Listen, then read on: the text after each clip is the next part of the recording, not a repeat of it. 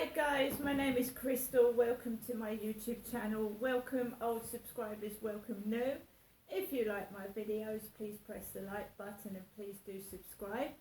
Alexa, what's the time please? It's 4:02 p.m. Right guys, so I've come back from having my vaginal scan at the Medway Maritime Hospital, which was done in the gynecology department. It wasn't done in the ultrasound, which is green level 2. Right, so approximately 1:30ish, a white taxi arrives outside my flats. Alexa, where am I located? You're at 7 Corys Road, Flat 5, Biggs Apartments in Rochester, Kent. Very nice Asian man got into the taxi. I said, are you taking me to the hospital? He said yes. He said the whole hospital is paying for the taxi. I said that was correct. He got in the back seat of the taxi and had a slow, very nice smooth journey to Maritime Hospital, Gillingham, Windmill Road, Medway Maritime Hospital, and he dropped me off outside the main entrance, which is blue. Accident and emergency is red. The main entrance is blue. I got out of the taxi, walked into the main entrance, and I had a piece of paper saying that the scan was being done at the ultrasound department. So I walked down to red zone level 2, ultrasound in red above, and I pressed the bell, and no one was in there. No one was in there. And it was a really loud bell. It was a little button with a black bell symbol on it, and I pressed it. No one was there. A little while later, an elderly lady who was very, very tiny, she was smaller than me. She was about my mum Jennifer's height of 5'2" or 4. This little old lady came and she said, are you waiting for ultrasound? I said, there's nobody in there. She pressed the bell, still nobody came out, and then somebody else, a young lady with glasses, came over and she said, are you waiting for ultrasound? I said yes. She said, you need to book in there. So I went opposite, booked into there. They had no idea who I was or where I was going. So I stood there for about 5 minutes where they actually said that I needed to go to the gynecology department to have the scan, not the ultrasound. So it was getting on for 1:45. Goes out of the X-ray department and I starts looking for gynecology. It's like a maze in the hospital of green, red, blue, and it's green, the gynecology. So I walked around trying to find gynecology, and I had been in there before. As my mum said to me over the phone while I was talking to her in the hospital, she said, well, you've been there before. To me over the phone, Jennifer did. And that's one of my mum's sayings, you've been here before. So I finally found gynecology. I don't think they were expecting me to go because nothing was ready. My file wasn't there and nothing was ready. So the lady behind the desk took my name, my date of birth, and they got everything ready. I sat down and waited. I rang my mum, told her I was at the hospital, and she said that she hadn't been feeling well lately herself, not mentally, physically. I said I was getting a bit anxious because nobody seemed to know what was going on. Eventually a lady came out, she said, you need to empty your bladder. I said, I've emptied my bladder. She said, okay. Then a very nice blonde lady with glasses, about 40 I would say she was, came out. And she said, Crystal? I said, yes. And I was taken into this small room. It's a very tiny room. And the door was locked. And I sat down opposite there. There was a coloured lady at the desk, a really nice coloured woman with a soft voice, and she was asking me how many children I'd had and all about my periods and everything like that. And then she said, well, we're going to do a scan. Have you had one before? And I said, no, not internally. I'd had a pelvic scan externally, but not internally. So they showed me to this like stirrups. So there was a blue curtain around this like bed chair thing. Pulled it back and there was 2 stirrups, and I've been all through that before because I've given birth to babies and I've had my legs in stirrups before. They call them stirrups, so you have to spread your legs. You've got one leg like that and one leg like that.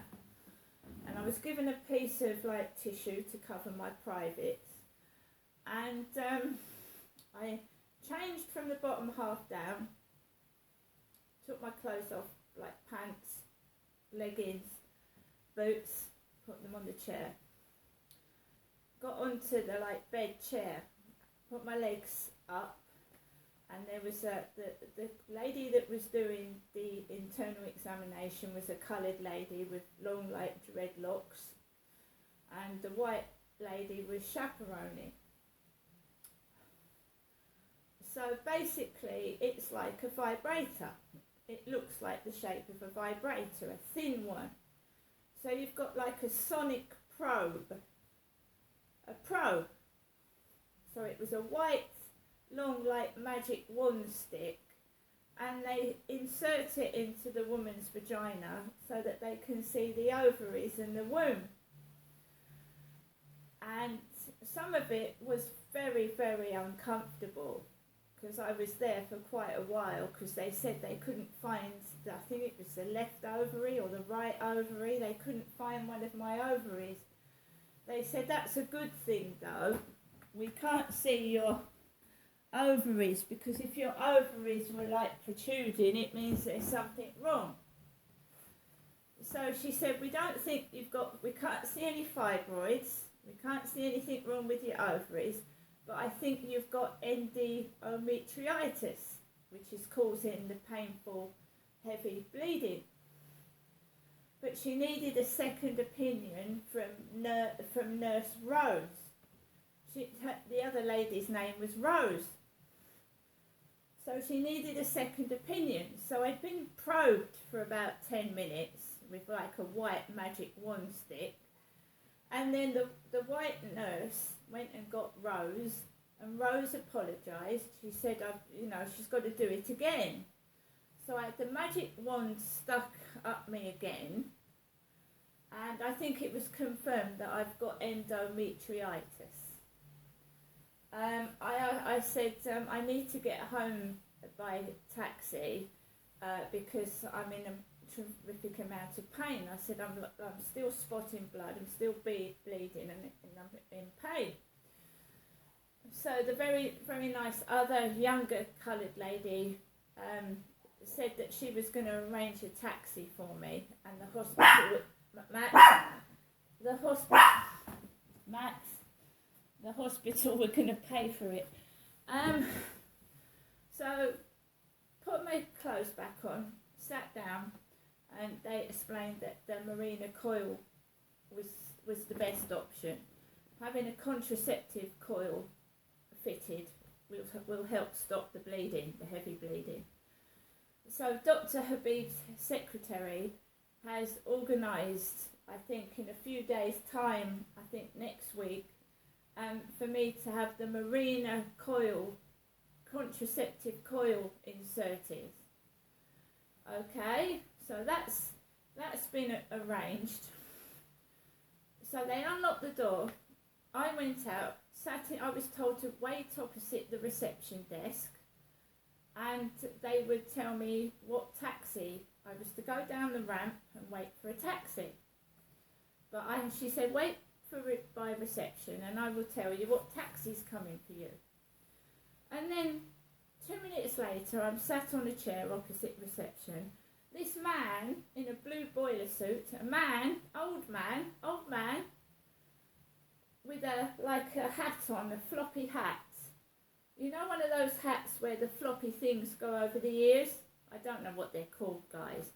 But this little man in a boiler suit in a floppy hat came into the department, and he was right opposite me with his bum opposite me. "Excuse me, madam, I'm getting poo coming out of my bottom." And that's exactly what he said. He went, "Excuse me, madam, I'm getting poo coming out of my bottom. Is this the right department?" And she said something about the Sunderland Clinic. The Sunderland Clinic? I think she was flummoxed as to why this man had turned up at gynecology saying that he'd got a problem with poo coming out of his bottom. So a few minutes later, the very nice blonde lady said, "Bye, see you later, Crystal, see you later." I went out of the department, out of the entrance to gynecology, walked down the ramp, and there was a couple with a wheelchair that was scowling at me, and they went past like that, past me. I let them pass. They were just scowling at me. They didn't say thank you for letting them pass. They just scowled at me. No reaction. I just smiled. Walked down the ramp, and there was a taxi with an Asian man in it. I said, "Is this taxi being paid for by the hospital to go to Corey's Road?" He went, "Yeah, that's right." Got back in the taxi. It smelt of curry, strong curry. It was quite a nice smell, actually. And there was a COVID screen, and the taxi hasn't taken me to Durrell Gardens, where my mum lives. The taxi's taken me to Corey's Road, Rochester. Okay. I'd rung my mum in the hospital before I went in to have my examination, and she said, "You've been here before, haven't you, Ginestra?" Not Jennifer. She said, "You've been here before, Ginestra."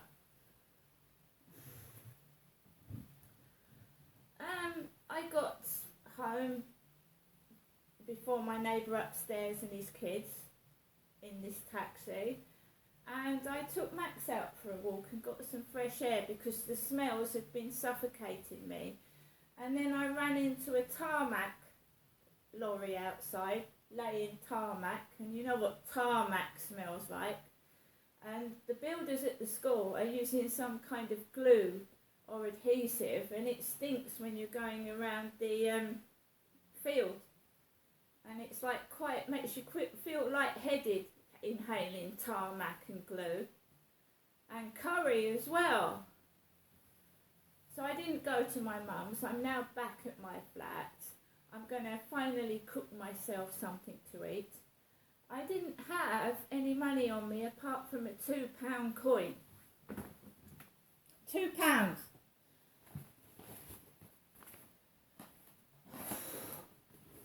That's all that was in my little handbag, £2. And I've got some DVDs to watch. X-Men First Class, Aaron Eckhart, Frankenstein. We have Dead Cert with Craig Fairbrass and Billy Murray in, and Stephen Burkoff. And we've also got Night Watch. So if nothing else, I didn't buy any coffee, I didn't buy any sweets, I didn't buy anything else. All I had was a £2 coin on me in my handbag and some spare change. I did not have a coffee, I did not buy any snacks, and I'm going to cook my pizza now, guys. But I am back home, and I've got endometriosis. See you later.